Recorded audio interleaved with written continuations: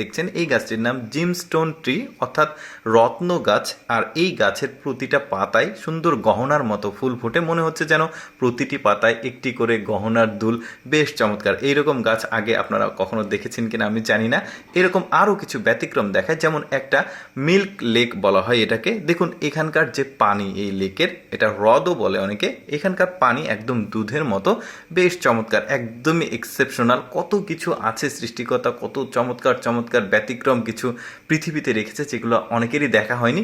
ভিডিওটা পুরোপুরি দেখতে থাকুন, আরও কিছু দেখাবো আপনাদেরকে।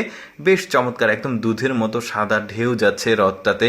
কি চমৎকার দৃশ্য। অনেকেই কিন্তু এখানে আবার আসে, মানে অবসর সময় কাটাতে আসে, এখানকার সৌন্দর্য দেখে। দেখুন এই ট্যাপ থেকে পানি নিচ্ছে, এটাও কিন্তু একদমই সাদা। এরপরে একদমই ব্যতিক্রম একটা বিল্ডিং দেখায়। দেখুন কি চমৎকারভাবে বিল্ডিংটাকে তৈরি করা হয়েছে। আর এটি কিন্তু চীনের সবচাইতে বড় যে ডিজাইনার রয়েছে, ইঞ্জিনিয়ার, তিনি এই পিরামিড আকৃতির বাড়িটা তৈরি করেছেন। এটা কিন্তু পুরোটাই একটা বাড়ি, আলাদা আলাদা মানে সেকশন করা আছে, বাট একটাই বাড়ি। বেশ চমৎকার। আর চায়নাতে ম্যাক্সিমাম সেলিব্রিটিরা কিন্তু এই বাড়িতে বসবাস করে। এবার আপনাদেরকে একদমই ব্যতিক্রম কিছু দেখায়। এটা হচ্ছে চায়নার একটা বিশেষ এলাকা, এটা দেখতে পাচ্ছেন। বেশ চমৎকার। স্পেশালিটি হচ্ছে দেখুন এটা একটা হ্রদের মতো রয়েছে, এটা দুই পাশে রাস্তা দেখা যাচ্ছে। আর আরেকটা ব্যাপার এটি আমি আপনাদেরকে জানাচ্ছি, সেটা হচ্ছে এটা হচ্ছে চায়নার একমাত্র গিরিখাত যেখানে বিদেশিদের প্রবেশ নিষেধ রয়েছে। এই মানে এখানে কিন্তু চায়নাদের যারা নাগরিকরা আছে শুধুমাত্র তারা ভ্রমণ করতে পারবে ট্যুরিস্ট হিসেবে, কিন্তু কোনো বাইরের দেশের কেউ আসতে পারবে না।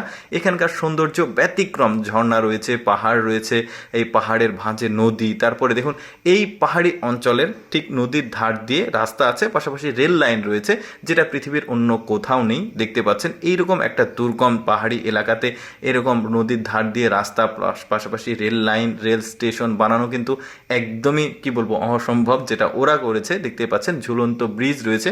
ওই যে বললাম ট্যুরিস্টদের জন্য দেখার পাহাড়ি অঞ্চলে যা যা প্রয়োজন এতটুকু এরিয়াতে সব কিছু রয়েছে। এই জন্য আসলে ওরা এই জায়গাটাকে খুব বেশি পছন্দ করে ভ্রমণের জন্য। এবার আপনাদেরকে চায়নার একটা অত্যাধুনিক টানেল হাইওয়ে দেখাই। দেখুন একদমই ব্যতিক্রম, সমুদ্রের নিচ দিক দিয়ে নিয়ে চলে গেছে। আর উপরে আপনি যখন রাস্তা দিয়ে যাবেন, উপরে মাছ বা অন্যান্য প্রাকৃতিক দৃশ্য দেখতে পারবেন। আর এটা হচ্ছে চায়নার অবকাঠামোর একটা আশ্চর্যজনক কাজ বলা যেতে পারে। সমুদ্রের নিচে বিল্ডিং ব্লক দিয়ে এই টানেলটাকে তৈরি করা হয়েছে। আর 30,000 শ্রমিক লেগেছিল এই টানেলটা 3 বছরে নির্মাণ করতে। অনেকটা চ্যালেঞ্জিং পরিবেশকে মোকাবেলা করে এই টানেলটাকে তৈরি করতে হয়েছে। প্রায় $1 বিলিয়ন খরচ করেছে। দর্শক কেমন লাগলো আজকের এই